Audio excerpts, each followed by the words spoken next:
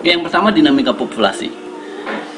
Perubahan dalam populasi dapat terjadi seperti penambahan atau pengurangan individu. Jadi, kita pahami dulu, populasi dapat berubah. Perubahan dalam populasi. Berarti populasi dapat berubah, ya.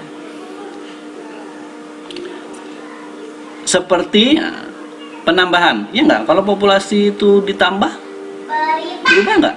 Nah, berubah, ya kan? Berarti ada lebih banyak. Atau pengurangan, lebih sedikit. Kita punya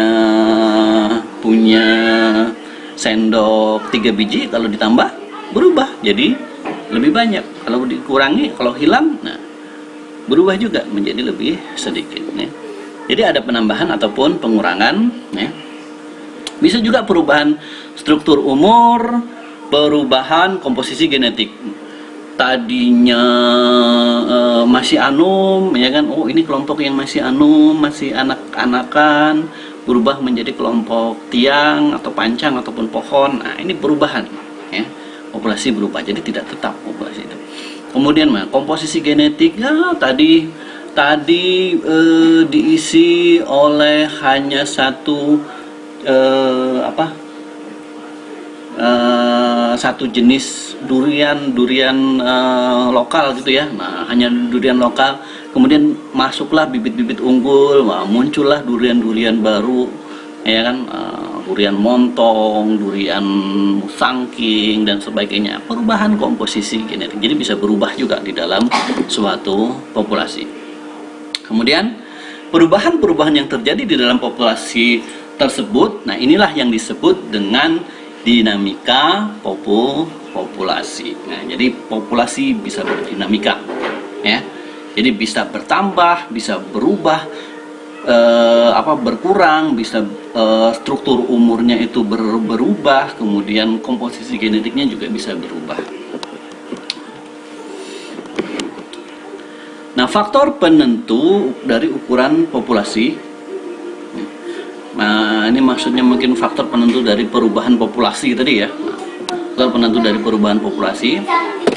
Nah, ini ada beberapa faktor. Yang pertama disebut faktor yang tidak bergantung pada kerapatan. Faktor yang tidak bergantung kerapatan, ya. Nah, jadi ini di bagian ini ya, ini maaf, ini koreksi faktor pembatas dari dinamika populasi, ya. Jadi yang pertama itu disebut dengan faktor tidak bergantung pada kerapatan. Jadi populasi itu berubah tanpa bergantung pada kerapatan. Maksudnya gini, kerapatan itu kan menyangkut tentang jumlah atau banyaknya individu di wilayah tersebut, ya, di ukuran wilayah tersebut, ya. Nah, tapi perubahan ini tidak bergantung pada banyak atau kada banyak, ataupun sedikit. Nah, ini bisa saja berubah, ya, bisa saja berubah. Umumnya karena faktor abiotik. Misalnya kalau di wadah kita lah, di Banjar lah, misalkan populasi galam di wilayah gambut, gitu ya. Nah, ini tiap tahun, nah ini selalu mengalami perubahan. Karena apa? Karena ada faktor pembatas tadi berupa bencana kebakaran. Ya. Ini tumbuh tahun ini baik, karena tengah tahun kebakar. Nah, lalulah terjadi perubahan, ya. Nah, ini yang disebut dengan pembatas. Jadi tumbuhnya tadinya halus, handak ganal, karena kebakar halus pulang, rusak pulang, ya.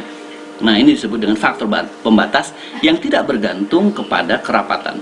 Mau rapat, mau kada, nah bisa saja inya terganggu karena faktor yang umumnya abiotik tadi. Kemudian yang kedua, faktor bergantung pada kerapatan. Faktor bergantung pada kerapatan ini umumnya berasal dari faktor biotik, misalnya herbivori. Nah, jadi herbivori ini bisa membatasi populasi, ya. Nah, ini umumnya kalau dia rapat, karena kalau jumlahnya sedikit, biasanya kasus herbivori jarang, ya. Tapi kalau jumlahnya banyak, nah ini akan menentukan kerapatannya, ya. Akan menentukan ukuran dari populasinya tadi.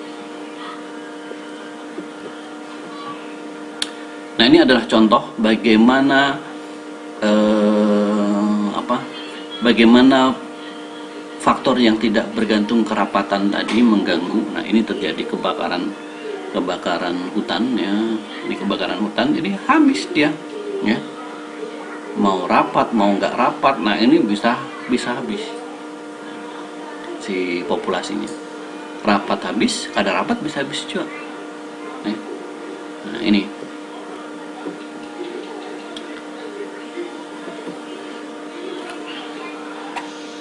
kemudian tingkat pertumbuhan populasi. Nah, populasi ini bisa bertambah karena faktor satu, kelahiran, yang kedua imigrasi. Kalau ada yang lahir, maka populasi itu bertambah. Sama kayak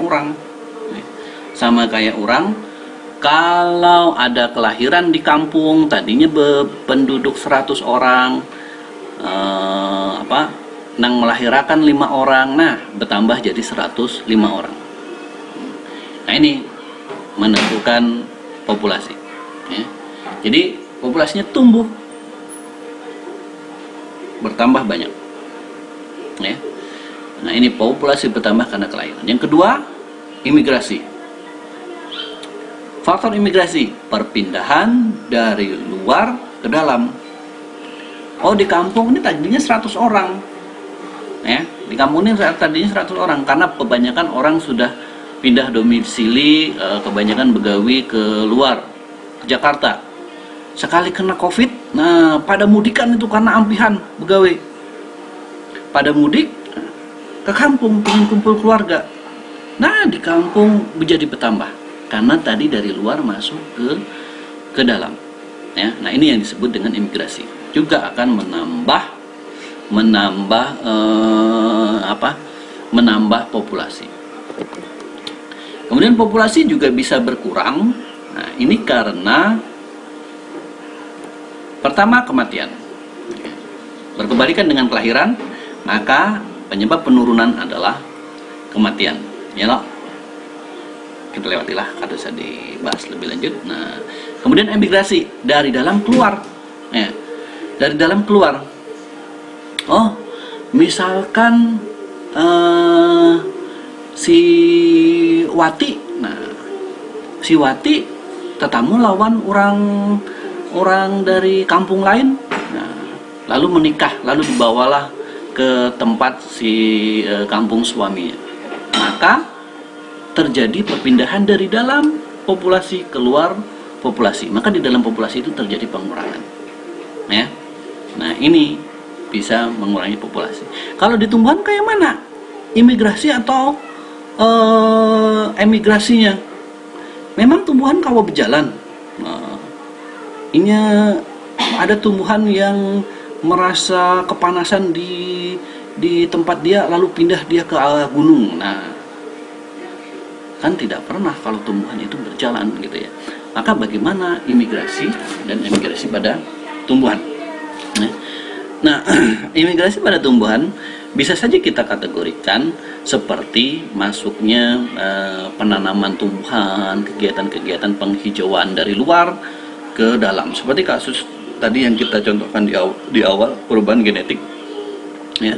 Tadinya tidak ada jenis durian-durian unggulan dari daerah lain, tapi kemudian ditanam masuk, ya. Nah, ini juga termasuk imigrasi dari luar ke dalam.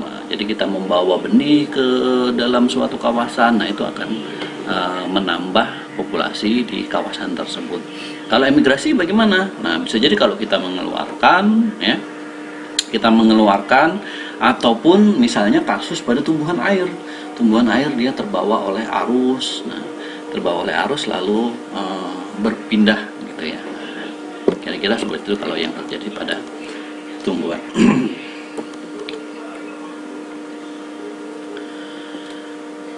Nah, bagaimana menentukan perubahan populasi? Nah, jadi perubahan populasi ditentukan melalui sensus, ya. merupakan cara untuk dapat mengetahui perubahan populasi. Jadi kalau sensus itu dihitung semua, ya, dihitung semua semua individu dari suatu populasi. Jadi kalau sensus penduduk kayak Pak, ya dihitung semua penduduk. Nah, prinsipnya seperti itu, walaupun aplikasinya mungkin ya tidak bisa. Jadi kalau sensus itu semuanya, dimanapun itu harus dihitung. Nah, bila sensus awal dinyatakan dengan T, nah gitu ya. Bila sensus awal dinyatakan dengan T dan sensus saat ini dinyatakan dengan T plus 1, maka populasi saat ini itu dinyatakan sebagai NT plus 1, ya. T-nya tadi itu adalah populasi awal, ya. Kemudian NT plus 1, nah T plus 1 itu adalah populasi saat ini, ya, populasi saat ini.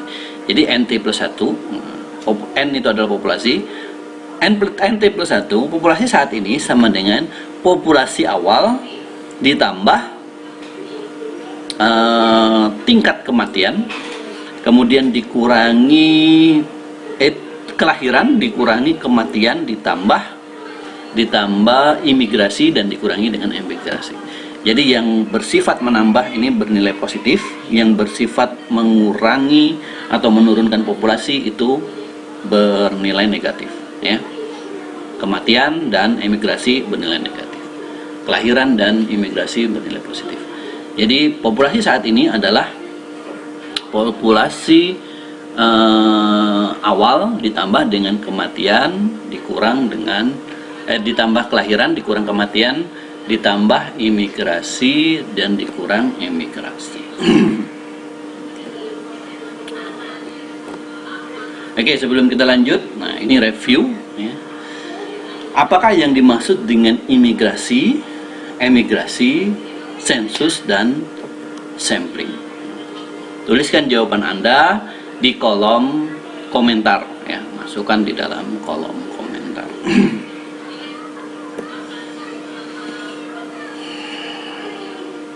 Oke, kita lanjut ya. Nah, nanti bisa Anda masukkan itu, silahkan dicatat apa yang dimaksud dengan imigrasi, emigrasi, sensus, dan sampling.